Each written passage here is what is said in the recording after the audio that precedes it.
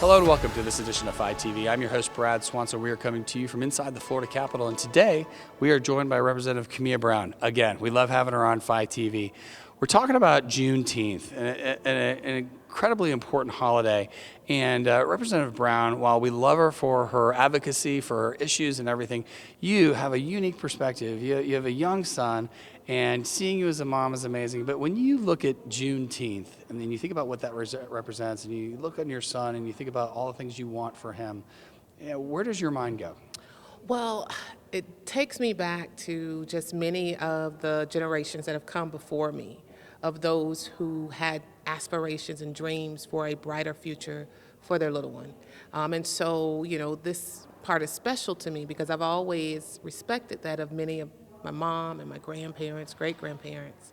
But now it's my turn to sort of get the opportunity to instill the values and just the history and my son's lineage to him.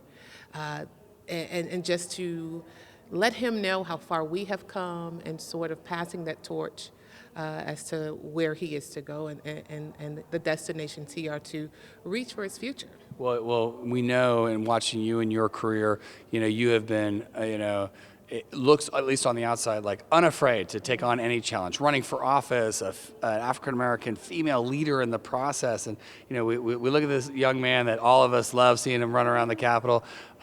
When you think about, where he can go in the world, I mean, we've had an African-American president, where are the limits, if there are any? There aren't any limits. And that's the special piece about having the opportunity to raise him within this process. He has had the opportunity, not like many other kids, to really grow up in this political process. I'm in my third term. But the sky's the limit for me and just the many things I want to accomplish. But it's important for me, and it's very special that I get to take him along that ride. He gets to see the struggles, some of the highs and lows that I face, as a woman, as a black woman, but also as one who wants to provide more equity, not only for my family, but also for many of those that I represent.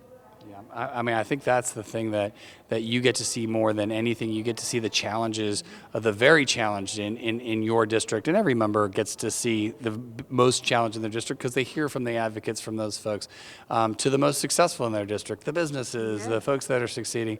As we think final thoughts for your son and for young African-American men or young African-American women, and we think about Juneteenth and the ramifications of freedom in this country, what's a final thought that you would want to communicate to them about what they can achieve in America? That the struggle continues. I think that is the important message that we send to our children. As you look at just the significance and sort of the history behind Juneteenth, it sort of also is a reflection of kind of what we are dealing with today within the Black Lives Matter movement.